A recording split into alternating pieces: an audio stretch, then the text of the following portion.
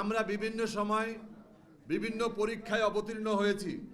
যেই পরীক্ষায় মৌলানা আব্দুল মতিন উত্তীর্ণ হয়েছিলেন, খুনি মুজিবের বাকশালে লাথি মেরে জাসদে জয়েন করেছিলেন এবং সেই জাসদের সাথে মত পার্থক্যের কারণে বাংলাদেশ লেবার পার্টি গঠন করেছিলেন। আমরা বাকশালের অন্যতম শিকার যে কয়টি রাজনৈতিক দলকে নিষিদ্ধ করেছিল তার মধ্যে বাংলাদেশ লেবার পার্টি অন্যতম একটি রাজনৈতিক দল ছিল। আমরা শহীদ রাষ্ট্রপতি জিয়াউর রহমানের কাছে কৃতজ্ঞ, আমরা তার কাছে ঋণী।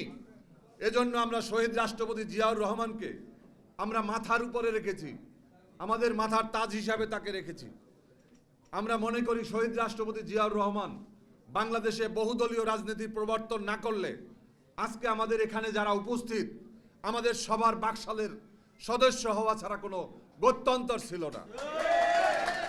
বাংলাদেশ লেবার পার্টি মৌলানা মতিন আজীবন আজন্ম আমরণ এই বাংলাদেশ জাতীয়তাবাদী দলের সাথে শহীদ রাষ্ট্রপতি জিয়াউর রহমানের পাশে ছিলেন।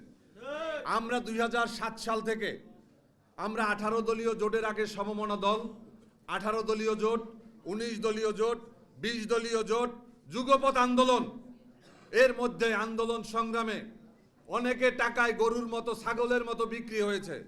বাংলাদেশ লেবার পার্টি গরু ছাগলের বাজারে বিক্রি হয় নাই।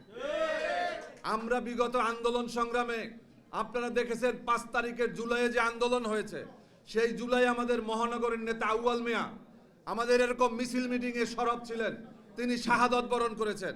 আমাদের ছাত্র মিশনের নেতা নাইম হাওলাদার শাহাদত বরণ করেছেন।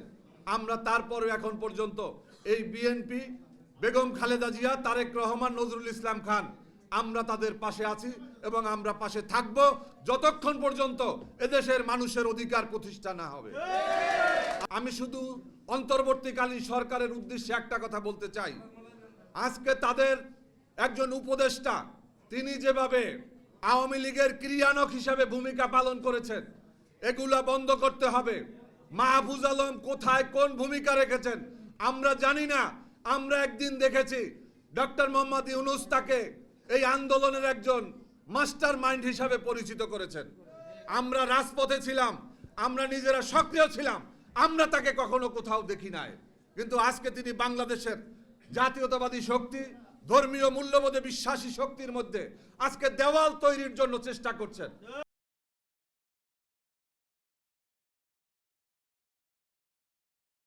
আজকে কাদা ছোড়াছুরি করার সুযোগ করে দিয়েছেন, এগুলা বন্ধ করতে হবে।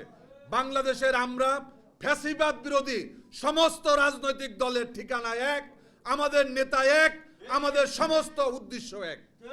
আমরা এই জিয়া পরিবারের সমস্ত এই নিশ্চিহ্ন করে দেওয়ার জন্য বেগম খালেদা জিয়াকে বাড়ি ছাড়া করেছে, ক্ষমতা ছাড়া করেছে, তাকে সন্তান হারা করেছে, তাকে দেশ ছাড়া করার জন্য চেষ্টা করেছিল, করতে পারে নাই।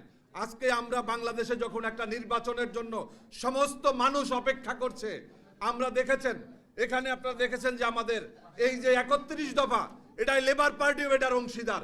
এটা শুধুমাত্র বিএনপির নয়, এদেশের সমস্ত গণতন্ত্রকামী রাজনৈতিক দলগুলোর এই সনদ হচ্ছে 31 দফা। আমরা চাই দেশনেত্রী বেগম খালেদা জিয়া, তারেক রহমানের নেতৃত্বে আমরা এই 31 দফা বাংলাদেশে বাস্তবায়ন করব ইনশাআল্লাহ।